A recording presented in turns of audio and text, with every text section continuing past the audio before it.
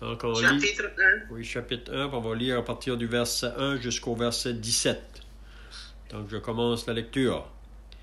On lit Paul, serviteur de Jésus-Christ, appelé à être apôtre, mis à part pour annoncer l'évangile de Dieu, qui avait été promis auparavant de la part de Dieu par ses prophètes dans les Saintes Écritures, et qui concerne son Fils, né de la postérité de David selon la chair, et déclaré Fils de Dieu avec puissance selon l'esprit de sainteté, par sa résurrection d'entre les morts, Jésus-Christ notre Seigneur. Par qui nous avons reçu la grâce à l'apostolat pour amener à son nom, à l'obéissance de la foi, tous les païens, parmi lesquels vous êtes aussi, vous qui avez été appelés par Jésus-Christ. À tous ceux qui, à Rome, sont bien-aimés de Dieu, appelés à être saints, que la grâce et la paix vous soient données de la part de Dieu, notre Père, et du Seigneur Jésus-Christ.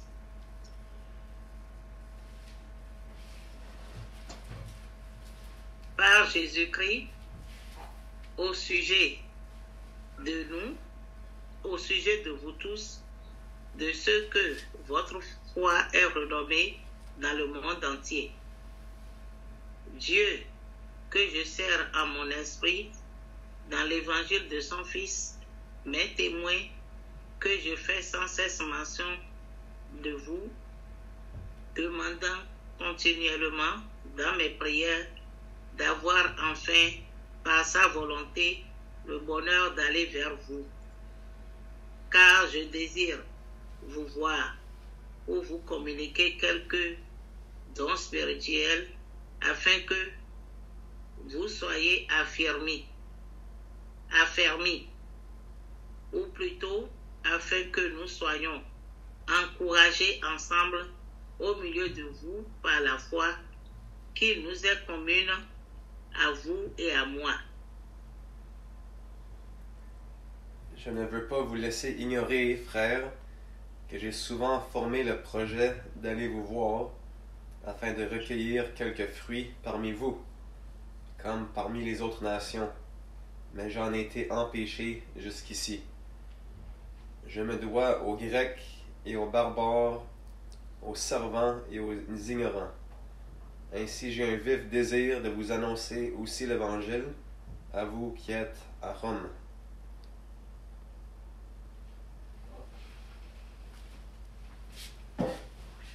Car je n'ai point honte de l'Évangile. C'est une puissance de Dieu pour le salut de quiconque croit, du juif premièrement, puis du grec, parce qu'en lui est révélée la justice de Dieu à la foi et pour la foi, selon qu'il est écrit, le juge vivra par la foi. Amen. Amen. Amen. OK, donc j'ai pensé là, dans les prochains jours d'études, nous allons regarder l'Épître aux Romains. Donc, on va commencer aujourd'hui, puis avec les jours qui suivront, là, si le Seigneur le permet, j'aimerais de regarder à cette épître. Donc, ce que nous allons apprendre au travers de cette épître, c'est que premièrement, elle se divise en 3 sections. Donc, la première section de l'Épître aux Romains, c'est du chapitre 1 jusqu'au chapitre 8. On appelle ça la section doctrinale. Ensuite, le chapitre 9, 10 et 11, ça c'est la section prophétique, si on peut dire, concernant Israël. Le peuple de Dieu avait choisi sous l'ancienne alliance. On sait que présentement, Israël comme nation a été mis de côté. Présentement, on est dans la dispensation de l'Église. Donc, tous ceux qui sont sauvés aujourd'hui, soit juifs ou païens, on forme un seul corps en Christ dans cette dispensation qui est l'Église. Mais après que l'Église sera enlevée, Dieu va recommencer à travailler à nouveau avec son peuple Israël.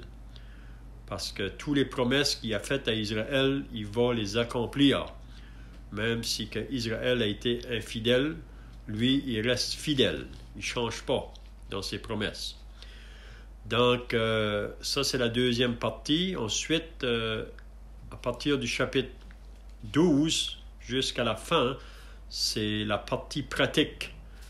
Donc, pour tous ceux qui sont réellement nés de nouveau, qui sont dans la famille de Dieu, nous sommes appelés à marcher d'une manière digne de l'appel que nous avons reçu de Dieu, par sa grâce, parce qu'on réalise bien que c'est la grâce de Dieu.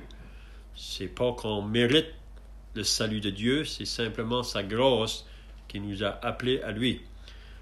Paul dit dans l'épître à Tite, au chapitre 3, il dit « Il nous a sauvés, non à cause des œuvres de justice que nous aurions faites, mais c'est par sa miséricorde, par sa grâce. » Donc, on devrait le remercier chaque jour pour ceux qui sont sauvés là.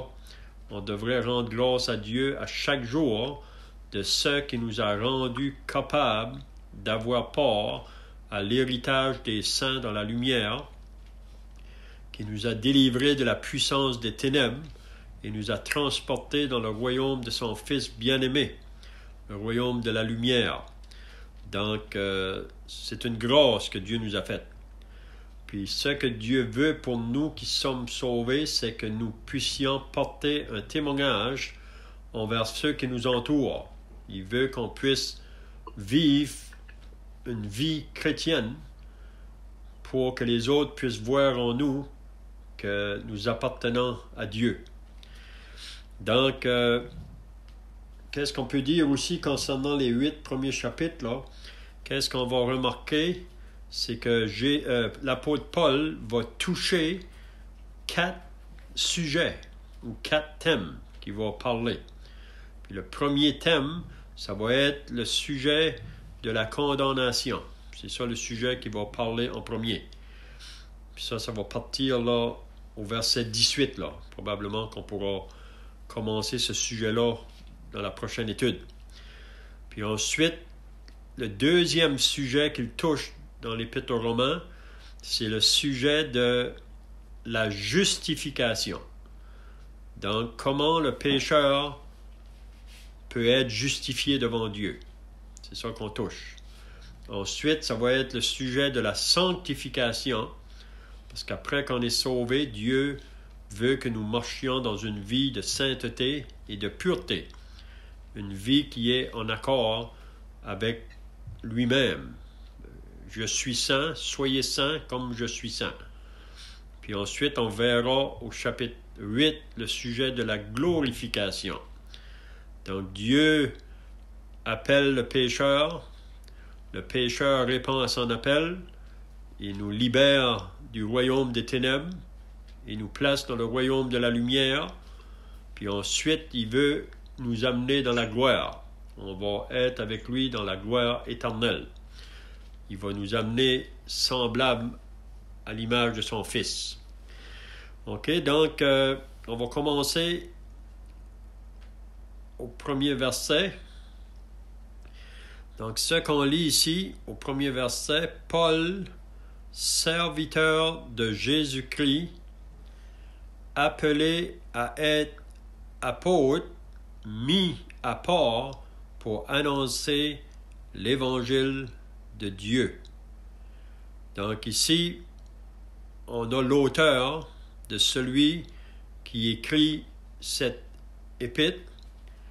Il dit Paul. Donc probablement que vous connaissez l'arrière-plan de cet homme, Paul. On sait qu'avant qu'il a pris le nom de Paul, il portait le nom de Saül, ou Saul. Puis on sait que cet homme-là a grandi dans le judaïsme. Il a été instruit au pied de Gamaliel, qui était un docteur de la loi. Puis on lit que Paul était beaucoup plus avancé de ceux de son âge. Il était un homme beaucoup avancé, très zélé pour la religion de ses pères, qui était le judaïsme. Mais cet homme-là, pensant de servir Dieu, il persécutait le peuple de Dieu, les chrétiens, les disciples du Seigneur. Puis on lit dans les Actes des Apôtres qu'il avait reçu des lettres des chefs de Jérusalem, là, les grands prêtres à Jérusalem, puis il se rendait dans une ville qui s'appelait Damas pour persécuter les chrétiens qui se trouvaient là. Mais pendant son chemin, on lit là vers midi qu'il y a une lumière qui est venue du ciel, plus brillante que celle du soleil. Puis ça dit qu'il a tombé par terre, au bas de sa monture. Puis il y a une voix qui s'est fait entendre, « Saul, Saul, pourquoi me persécutes-tu? Qui es-tu, Seigneur? Je suis Jésus que tu persécutes. Il te serait dur de regimber contre ses aiguillons. » Donc, cet homme-là, Saul de Tarse, qui était un persécuteur de l'Église, même qui nous dit dans l'Épître à Timothée au chapitre 1 qu'il était un homme violent, qu'il était un blasphémateur, puis il dit qu'il était un persécuteur de l'Église. Mais là, Dieu va l'arrêter sur son chemin. Dieu va le jeter par terre. Puis même quand il va venir à se lever, là, il a perdu la vue, il ne voit plus. C'est juste quelques jours après qu'il va reprendre de nouveau la vue. Mais là, à partir de ce jour-là, si on lirait dans les Actes au chapitre 26, quand il raconte son témoignage au roi Agrippa et le roi Festus, il va dire dans son témoignage que quand que le Seigneur l'a arrêté sur le chemin de Damas, Jésus lui a dit, « Je t'ai choisi du milieu de ce peuple, c'est-à-dire du milieu du peuple juif, et du milieu des païens, vers qui je t'envoie, afin que tu leur ouvres les yeux, pour qu'ils passent des ténèbres à son admirable lumière, pour qu'ils passent de la puissance de Satan à Dieu. » Donc Paul va être un instrument que Dieu choisit, même qui dit que cet homme-là va souffrir pour mon nom. C'est un instrument que Dieu va choisir, il va l'utiliser pour faire connaître l'Évangile. Il va aller parmi les Juifs, premièrement, mais il est appelé surtout pour aller vers les nations, les païens. Donc, c'est un homme qui a été complètement transformé, complètement changé. Donc, je mets une pause ici, là. S'il y a quelqu'un qui veut ajouter quelque chose ou des questions, vous pouvez le faire.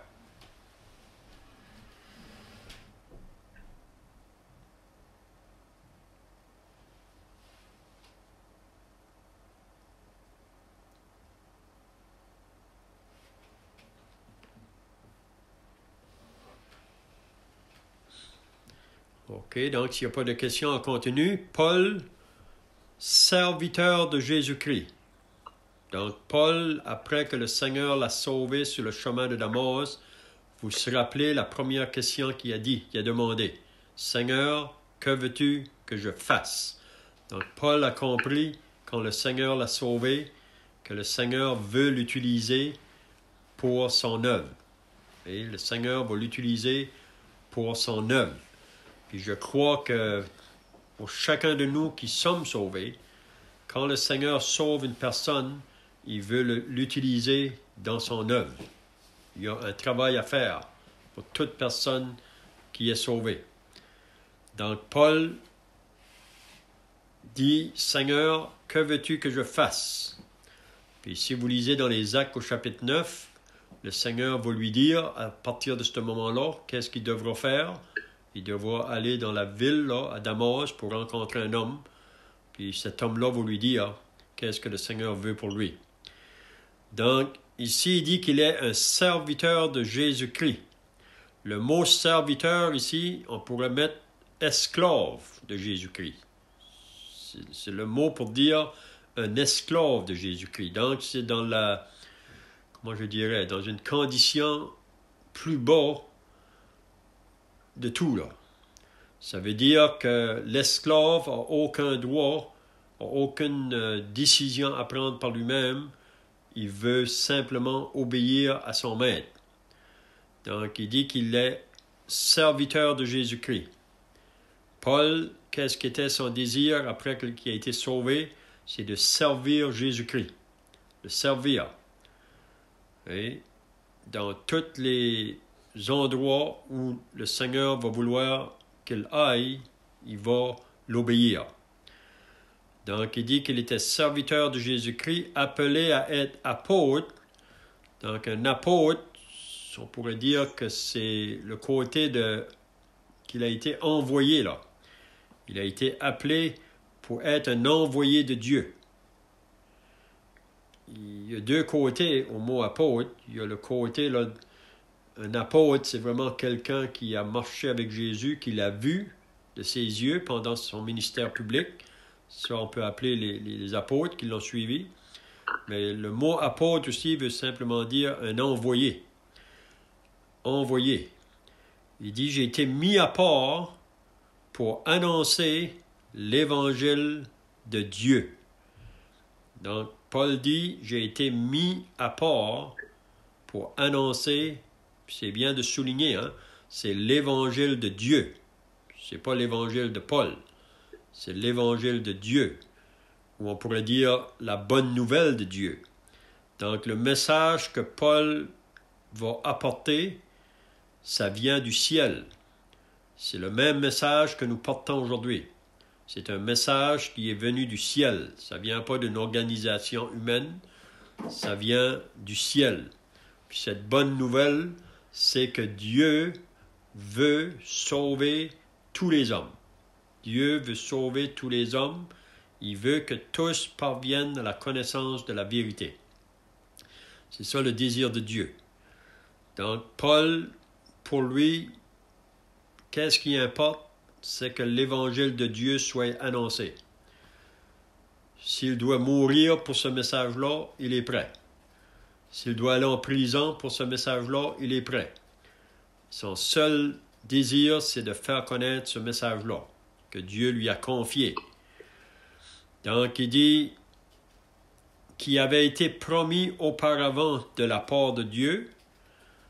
Donc, cet évangile-là a été promis longtemps d'avance, même avant que le monde soit.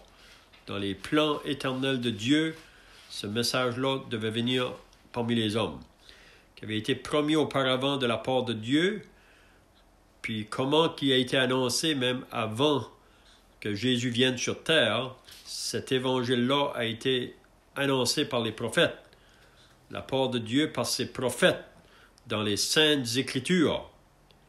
Donc, on sait que Paul dit dans la deuxième épître à Timothée, au chapitre 3, là, et le verset 16, que toute Écriture est inspirée de Dieu. Toute Écriture. Pour enseigner, pour convaincre, pour corriger, pour instruire, afin que l'homme de Dieu soit accompli à toute bonne œuvre. Donc, cet évangile-là avait été annoncé avant, même par les prophètes, dans les Saintes Écritures. Ici, il parlerait vraiment de l'Ancien Testament. Donc, les prophètes ont parlé de Jésus qui allait venir. Les prophètes ont parlé de ce Messie qui allait venir comme un sauveur. Les prophètes ont parlé de toutes les souffrances qu'il allait avoir à porter quand il allait venir parmi les hommes. Si vous lisez Ésaïe 53, c'est tout un chapitre là, qui nous parle à propos des souffrances du Seigneur Jésus. Donc, je mets une pause ici, s'il y a des questions ou des choses à ajouter. Est-ce que c'est par une révélation que Paul a reçu l'Évangile ou...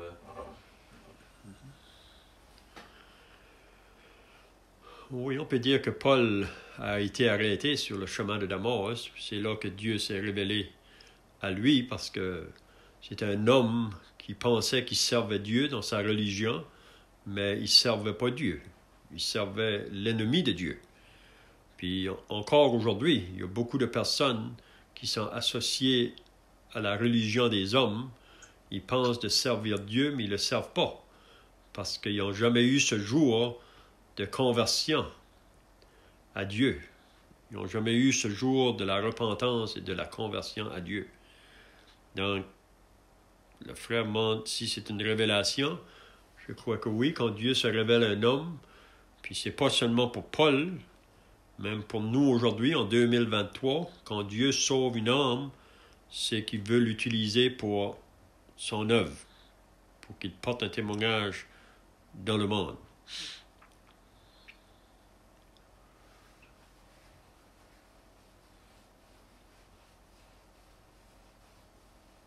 Pas de questions? Ça va bien, Alexandre?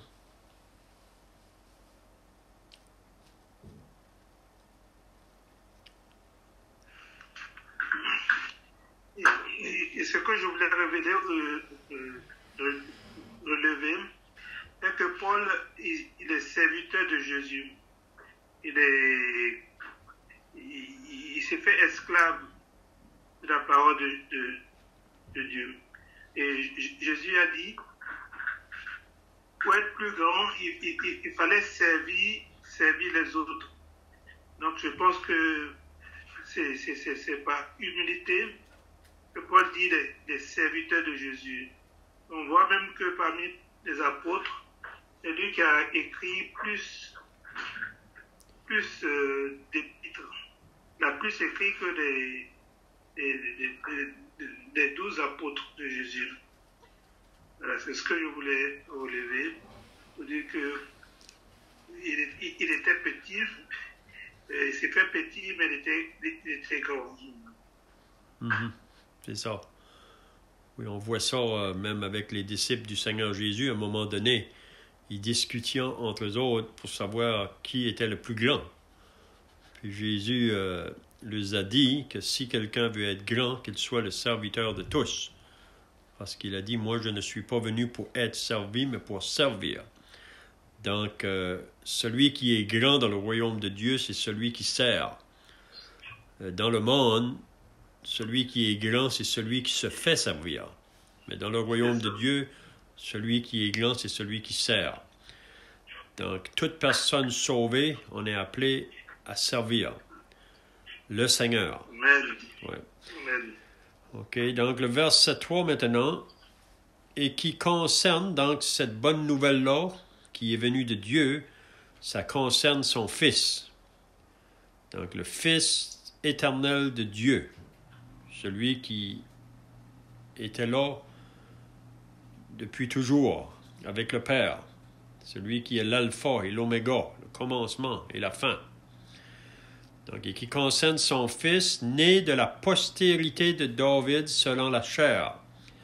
Donc, on sait que Jésus est vraiment un descendant de David. Même les rois qui allaient être suscités à David, les rois allaient venir de cette descendance-là. Puis Jésus, vraiment, c'est lui, au travers de cela, qui est le roi des rois et le seigneur des seigneurs. Donc, est déclaré fils de Dieu avec puissance. Donc ici, c'est très clair, Jésus est fils de Dieu, le fils éternel de Dieu, le fils unique de Dieu. Okay? Déclaré fils de Dieu avec puissance selon l'esprit de sainteté. Par sa résurrection d'entre les morts, Jésus-Christ, notre Seigneur. Donc, Jésus est mort, enseveli, ressuscité le troisième jour selon les Écritures, et il est monté 40 jours plus tard pour s'asseoir auprès du Père dans le ciel. Puis Jésus, présentement, il attend toujours le signal donné, à la voix d'un archange, au son de la trompette de Dieu, descendra du ciel pour venir chercher son Église, le corps de Christ. On l'attend d'un jour à l'autre. Il peut venir à n'importe quel moment. Donc, déclaré fils de Dieu avec puissance selon l'esprit de sainteté, c'est un esprit de sainteté, c'est-à-dire qui est en dehors du mal. Vous savez, tout ce qui est mal, c'est une vie qui est contraire à la sainteté. C'est une vie d'impureté. Mais quand on est associé avec Dieu ou son Fils, c'est toujours associé à la sainteté, à la pureté. Donc, il dit au verset 5, « Par qui nous avons. » Donc, Paul parle de lui, mais aussi il parle aux croyants qui se trouvent à Rome, par qui nous avons reçu la grâce.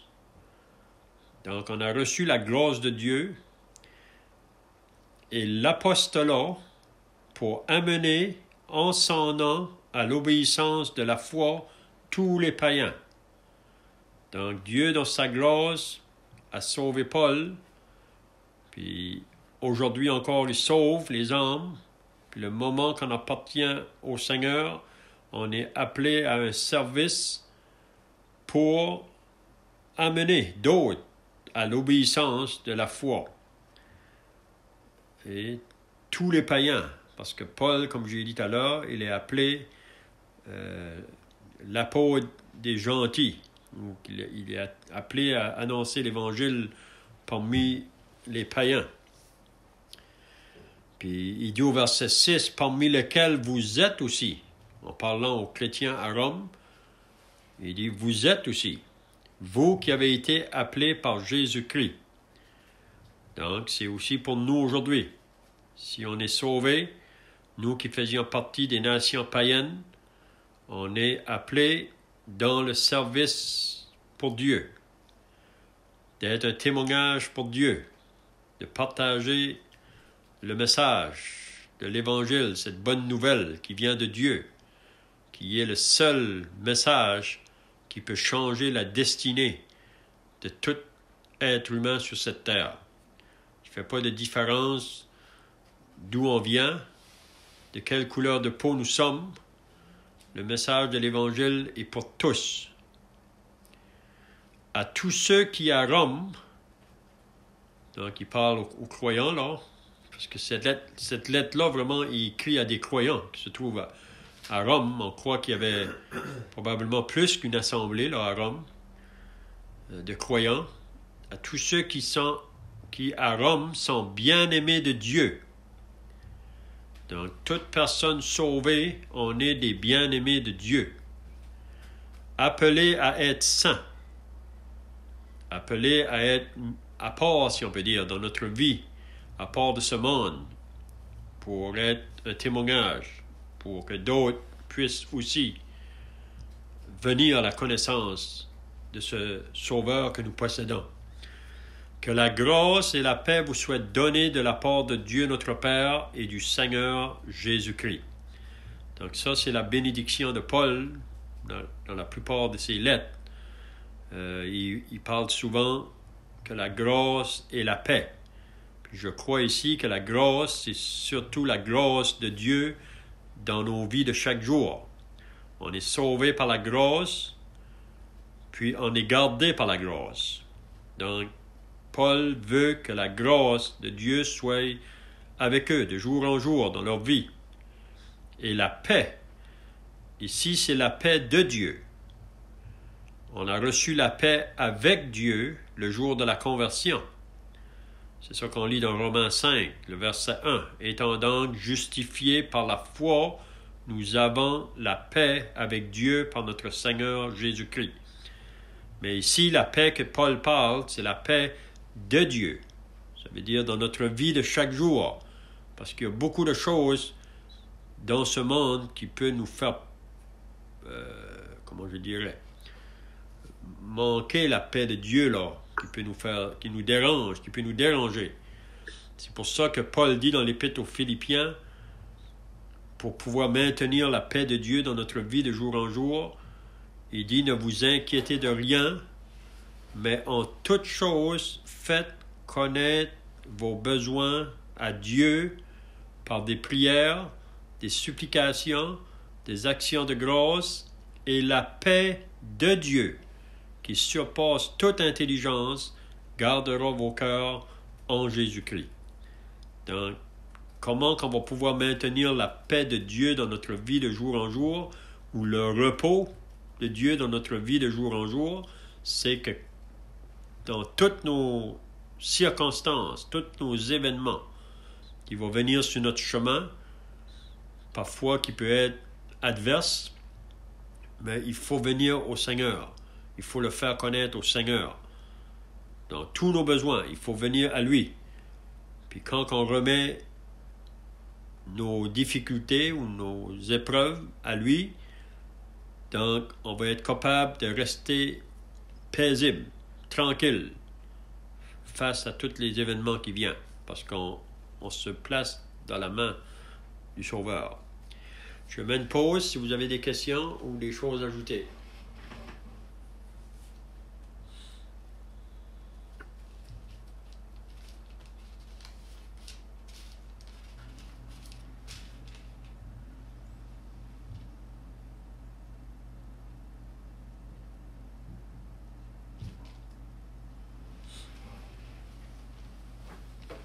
OK, s'il n'y a pas de questions, Alexandre, tu allais dire quelque chose? Je voulais profiter, excuse-moi, de ce passage pour que tu essaies de nous expliquer quelque chose. Dans Matthieu 27, au verset 52, oui. Et on parle ici de la résurrection de Christ. Donc, on a dit que, au verset 51, on dit, et voici, le voile du temple se déchira en deux, depuis là-haut jusqu'en bas, la terre trembla, les rochers se fondirent. 52, les sépulcres s'ouvrirent, et plusieurs corps des saints qui étaient morts ressuscitèrent. Donc, je voulais comprendre quelque chose. Jésus-Christ ressuscité, il entraînait la résurrection de plusieurs saints. Je voulais savoir si ces saints-là sont montés au ciel avec lui. Mais on sait que ici, c'est vraiment ceux qui ont cru en lui sous l'ancienne alliance. C'est pas associé à la nouvelle alliance, c'était ceux qui avaient cru en lui. On prend l'exemple, tous ceux qui ont eu la même foi qu'Abraham. Donc, on sait que quand Jésus est mort et est ressuscité, la porte ou l'entrée pour le ciel, c'est à ce moment-là que ça a été fait. Donc, probablement que ces personnes-là, ces saints, c'est là qu'ils ont eu accès vraiment de la présence de Dieu, parce que c'est comme aujourd'hui, si quelqu'un meurt, c'est ça que Paul nous dit dans l'Épître aux Philippiens, si un chrétien meurt présentement, son corps va dans la poussière, son corps va retourner à la terre, à la poussière, mais son âme et son esprit retournent à Dieu, et on va être dans la présence du Seigneur. Donc je crois que les saints ici, probablement c'est là aussi qu'ils ont été, après que Jésus a donné sa vie en sacrifice, l'accès à Dieu a été ouvert. Hein? Est-ce que c'est ça que tu penses, Alexandre? Ce que je voulais dire, ils sont montés avec leur corps. Leur corps n'est pas pourri sur la terre. Ou bien? Non, ici, le corps, lui, il reste toujours dans la tombe, de la poussière. Il va à la poussière. Okay, on sait qu'un jour, il y aura la résurrection des corps. Et Jésus nous dit ça dans l'évangile de Jean.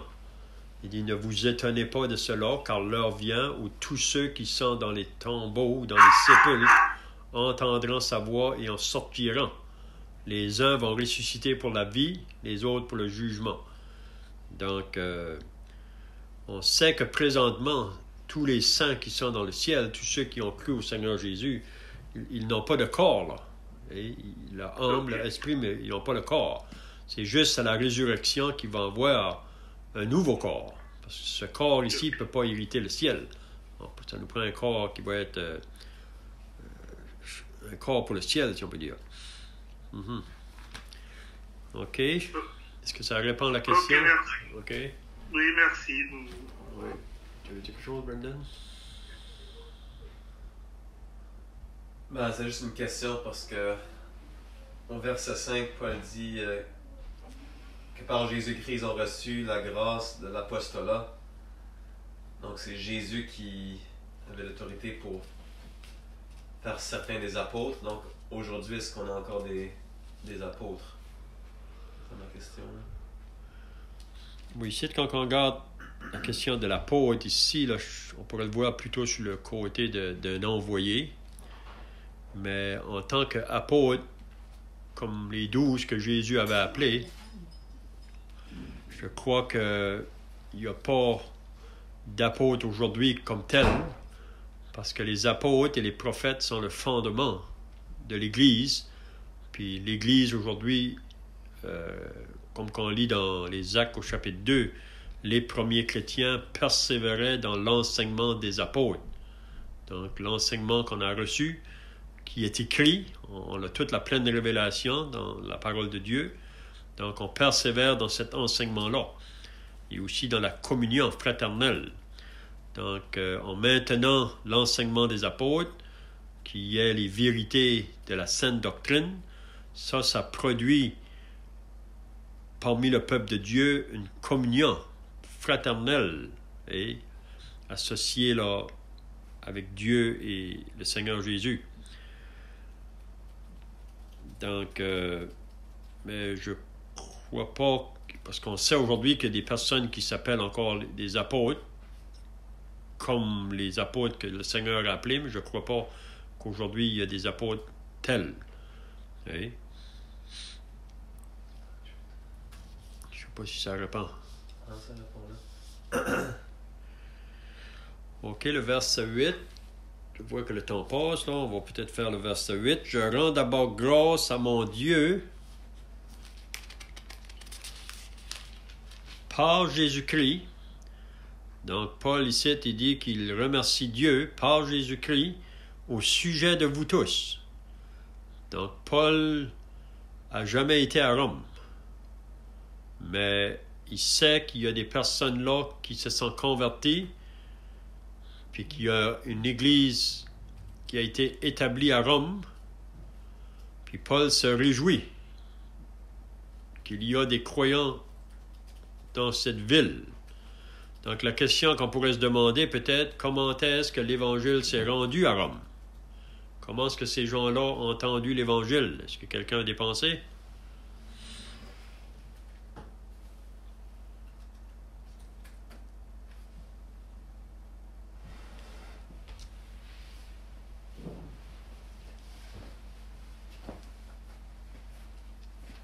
Au jour de la Pentecôte, ça dit que, si je ne me trompe pas, là, qu'il y avait des Romains. Donc, quand ils ont entendu Pierre prêcher, puis ça dit que 3000 ont été sauvés, c'est fort probable que de ces hommes-là, il y avait des Romains, puis quand ils sont retournés chez eux, ils ont apporté l'Évangile avec eux, puis ils ont partagé ce qu'ils ont entendu avec leur famille, puis c'est comme ça qu'on pourrait dire que l'Évangile s'est d'abord rendu à Rome.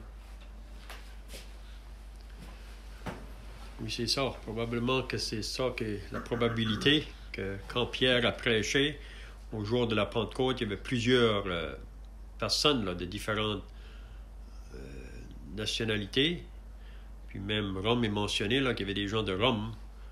Donc, probablement, c'est là qu'il y a des personnes qui ont été sauvées. Puis ils avaient amené ce message-là dans leur famille, dans leur ville.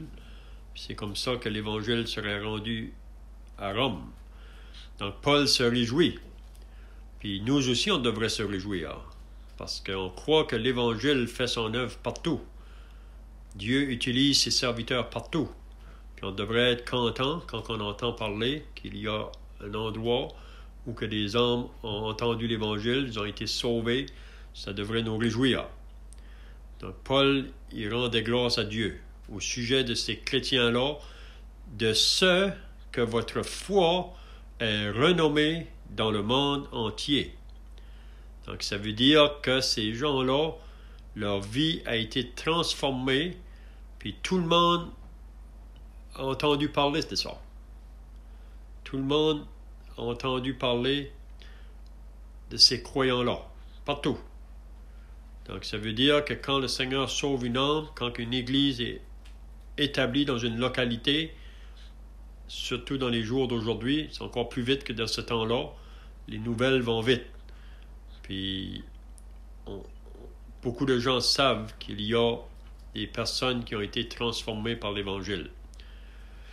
Donc, il dit au verset 9, « Dieu que je sers en mon esprit dans l'Évangile de son Fils. » Donc, Paul dit, « Dieu que je sers en mon esprit. » Donc, Paul, ses pensées sont occupées avec l'Évangile que Dieu lui a donné. L'Évangile qui dit dans l'Évangile de son Fils. « Mais témoin que je fais sans cesse mention de vous. » Donc, Dieu est témoin que moi, Paul, je fais mention de vous, vous qui êtes croyants à Rome. Je partage ça même avec d'autres croyants, demandant continuellement dans mes prières d'avoir enfin, par sa volonté, le bonheur d'aller vers vous. Donc, Paul, son désir, c'était d'aller visiter ces chrétiens qui se trouvaient là à Rome. Et il y avait le désir d'aller là. C'est ce qu'il dit au verset 11. « Car je désire vous voir pour vous communiquer quelques dons spirituels afin que vous soyez affermis. » Donc, Paul veut aller parmi eux pour leur communiquer les dons spirituels,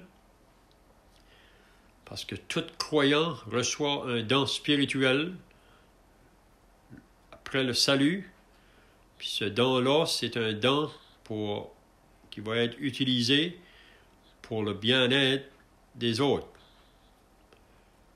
On voit ça dans l'Épître de Pierre, que chacun de nous qui sommes sauvés, on a reçu par l'Esprit un don spirituel pour le bien-être de tous.